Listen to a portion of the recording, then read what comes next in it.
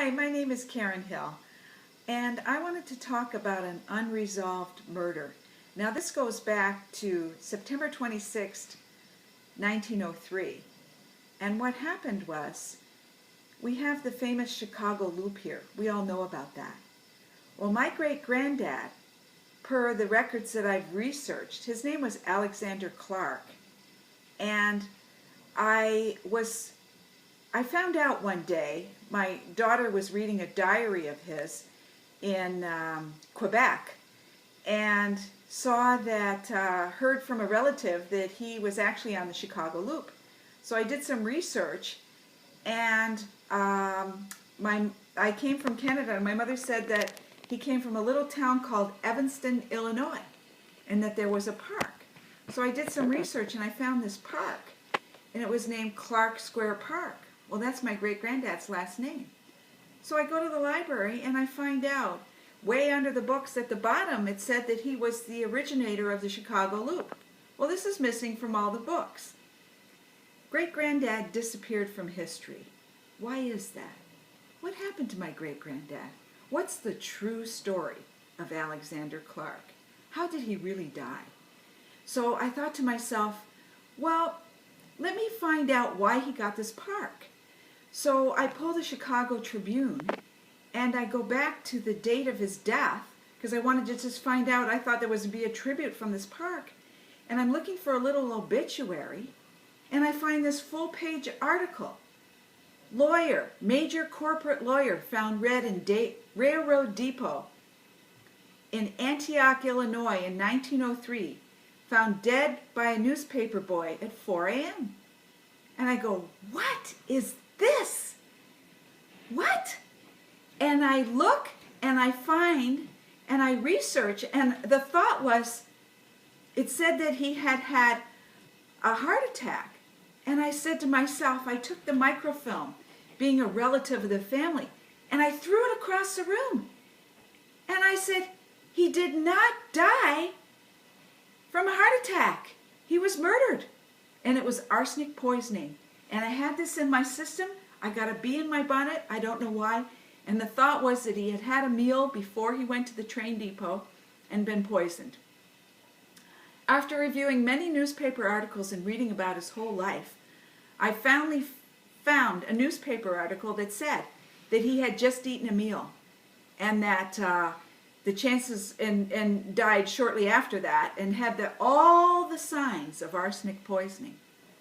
Who killed my great-granddad? How did he really die? Here's this person with this park, with no data about it, sitting in Evanston, Illinois, right along the water, a waterfront park. And that's all that's left of my great-granddad. In fact, the story was so silented down that no family member ever mentioned him. He disappeared. The family moved to Canada. I just happened to have landed back here in Chicago. And here I was, living just outside of Evanston when I moved back here. And I stepped on the park, and I had a feeling about it once the park was found. And the thought was, I got this thought from standing on the park. It's been 100 years, and I'm going to tell my story now. Well, what's the story? What happened to Alexander Clark, a simple little corporate lawyer from Chicago? Well, that's what I researched, and I managed to find out many newspaper articles. He actually ended up incorporating about 20 different train lines. He was a major lawyer on the Loop and closed the last case on the Van Buren line of the Loop with a property owner there, and thus the Loop, because he took him to court. But what happened to him? Well, we have various things. And one slant in the story is that a month before he died, his nephew was on Sheridan Road, and there was a friend there, a son of Mr. John Poor, who was illegally buying cigarettes, a young child, and the nephew was pulled in on a paddy wagon and arrested for illegal crimes that he didn't commit. Well, Alexander Clark was very furious about this, and there was a judge David Eli, and he actually went to the judge's chamber and was so angry with him, he took his fist and brushed him across, whipped it across the side of his face. And the article read all across U.S., "Lawyer strikes court justice." And this was, you don't punch out the judge, but this went all across U.S. So, the day that Alexander died, another article appears in the Evanston Press, Illinois Press, saying that in David Eli's chambers, all the pictures started flying off the wall. And it said, "Ghost in Judge's Chambers." And they started flying everywhere. So who bumped off my great-granddad? Was it somebody from David Eli? Was it John Poor, whose son had gotten my nephew in trouble? Or was it just simply the train sharks? You know, it was a bloodthirsty industry. And Alexander did many, many cases as a lawyer on train deaths where the judges would be bribed and bought off. And the people would just be murdered, left and right, foreigners. And he used to have to represent them.